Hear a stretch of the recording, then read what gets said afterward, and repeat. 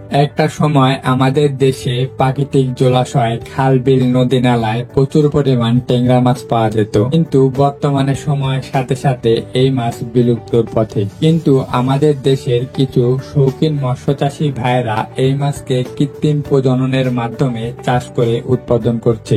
এই ট্যাংরা মাছকে যে কোনো ধরনের পুকুরে যে কোনো ধরনের খাদ্য দিয়েই চাষ করা যায় বলে চাষিদের কাছে এই মাছটি বেশ জনপ্রিয় একটি মাছ। এই দেশি ট্যাংরা মাছকে কাপ জাতীয় মাছের সাথে চাষ করলে অন্যান্য মাছের উচ্ছিষ্ট খেয়ে থাকে বলে এই ট্যাংরা মাছ চাষে অনেকটাই খরচ কম হয়। তাই এই দেশি ট্যাংরা মাছ চাষ করার দিকে অনেক মৎস্য চাষিরাই ঝুঁকছেন। এই মাছ একক বা মিশ্র চাষ করার উভয় ক্ষেত্রেই অন্যান্য মাছের মতোই পুকুর প্রস্তুত করে নিতে হবে। এই মাছ চাষের ক্ষেত্রে পুকুর প্রস্তুতির জন্য পুকুরকে শুকিয়ে নিয়ে প্রতি শতকে 1 কেজি হারে চুন প্রয়োগ করতে হবে। চুন প্রয়োগের 5 থেকে 7 দিন পর ইউরিয়া, টিএসপি এবং গোবর সার ব্যবহার করতে হবে। এবং এই মাছ চাষ করার ক্ষেত্রে পানির গভীরতা 3 থেকে 4 ফুট রাখলে অনেকটাই ভালো হয়। এই দেশি ট্যাংরা মাছ চাষের ক্ষেত্রে একক পদ্ধতিতে প্রতি শতাংশে 1000 থেকে 1200 পোনা মজুত করতে পারবেন এবং মিশ্র পদ্ধতিতে 200 থেকে 300 পোনা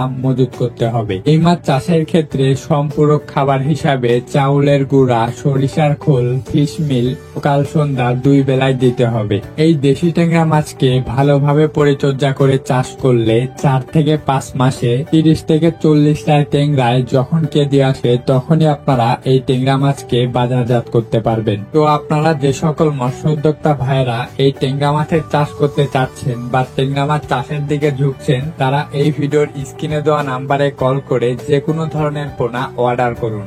আমরা বাংলাদেশের যে কোনো প্রান্তে কুরিয়ার সার্ভিসের মাধ্যমে সকল ধরনের পোনা অক্সিজেন দিয়ে হোম ডেলিভারি দিয়ে থাকি। একমাত্র বাংলাদেশের আমাদের কাছ থেকে সর্বোচ্চ সুলভ মূল্যে সকল ধরনের পোনা ক্রয় করতে পারবেন। আমাদের হ্যাচারির ঠিকানা এই ভিডিওর ডিসক্রিপশন বক্সে দেওয়া থাকবে।